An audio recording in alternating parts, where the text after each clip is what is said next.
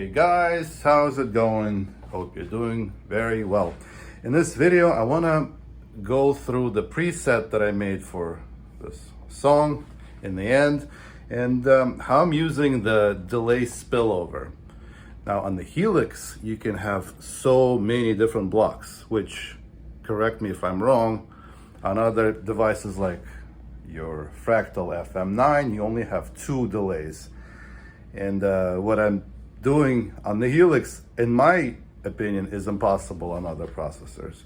So what exactly am I doing? So this trick involves having a delay block, actually multiple delay blocks. They are mixed out in certain snapshots, and then in other snapshots, they are actually audible. So when you switch from one snapshot to the other, it captures the last thing you played and then just all of a sudden makes it really pronounced. So for example, in the beginning, this harmonic, see when I'm playing,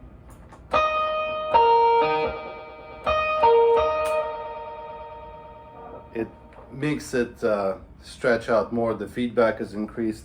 And the same thing for the ending, this really cacophonous ending where you goes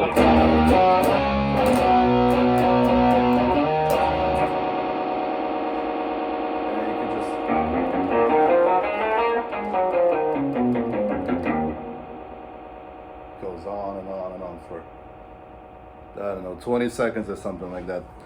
And we can take a look on the computer, but I guess if anybody is interested how I'm playing the intro, let me give you a quick lesson. So the song in question is in E flat standard, and I always play in regular E standard. So for me to play those harmonics, I need to down tune my guitar lower, and I'm not retuning my guitar, I'm simply using the poly capo block in the Helix, and it functions very, very well, especially for dirty sounds. This is not something I would use to play kind of clean, surfy things, I guess. And there's also a slight latency because of the processing it has to do. But let me quickly show you the harmonics. It just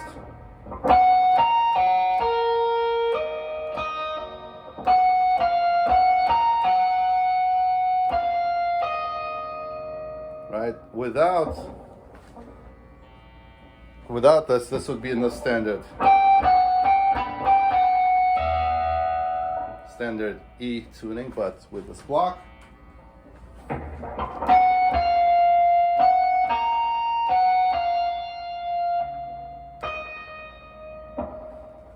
and then the piano that actually I borrowed from somebody on YouTube, don't remember the name, but this was not my invention.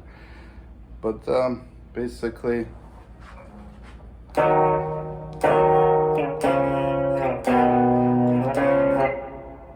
you're playing thirds, and then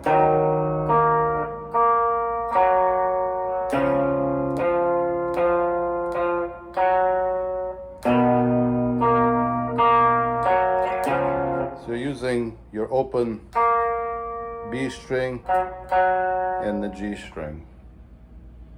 And I'm also, we'll take a look in a moment, I'm also adding octaves to make it sound, I mean, this is obviously not a grand piano, but I have a feeling that when you listen to piano, you're hearing more of the octave sound. So this is what I'm doing. So let's take a look on the computer, and yeah, this is pretty awesome stuff. Okie dokie, so we're looking on my HX Edit, my laptop.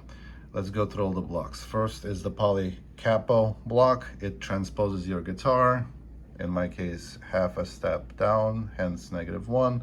For tracking algorithm, I'm using X stable. It improves the kind of speed but sacrifices the quality, so you need to decide what you need, quality over speed. In my case, It's kind of a lo-fi song, so if it's not as hi-fi, I don't really care. Then I have the twin harmony. This is just to add octaves. If you notice brackets here, that means these values may change in snapshots. And this is just to add octaves to have more kind of power during the choruses, and also for the piano, fake piano sound, adding octaves here. So see, octave here, and this is the chorus. So you can change values of blocks between snapshots. Then I have my favorite gain block, which I use to clean up my sound or do the opposite. So because my guitar that I'm playing is, I measured exactly 3 decibels lower in output than my other main guitar, I always basically take pre-existing presets and just boost the level. But I also am controlling these values between snapshots. So for example, in the piano, see, subtracting -27, that's the value that sounded the best. It's still kind of dirty, which is nice. You don't want it to be pristinely clean. And then my distortion, my compressor, which I recently started using for clean sounds. And also this guitar that I'm using, it doesn't clean up very well. So it's like, I don't know if it's the pickups or I don't know what's going on. But basically, clean sounds just sound so dead that I have to use a compressor. And sometimes I just leave the compressor on. This just makes the notes sustain. My EQ block that I use for the piano only, my amp, my reverb that I use sometimes, and the delays. This is the main kind of background coloring delay, and these are the spillover delays. So if we go, for example, from this snapshot to this snapshot, you will notice that, see, this delay is turned on, but it's mixed at 0%.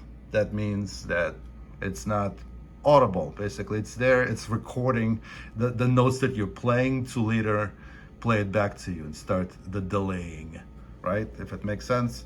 And I also have trails enabled, and all these other parameters are assigned to snapshots. So the trick is when I'm switching from the chorus to this loud ending, this block turns off, the feedback is increased, mix is at 100%, the level is +4 decibels. So this block, when turned off, basically keeps playing, but because the mix was at 0% before, as the delay is playing, as the block is disabled, you will hear the actual delay. So this is the trick that I use, and I have another delay that also works similarly for my harmonics to chorus sound. So, and this is really cool because on the Helix, there are no limitations how many delays you can have. I can have another one and another one. See, I don't know what the limit is, but it's like there's no end to it. On the fractal processors, there's only 2 blocks you can add, and this is just the second path. You can, I don't know, maybe probably add like 20 of them. So yeah, this is my reset. Hopefully you find it useful, and it's a lot of fun. So there you go. Thanks for watching.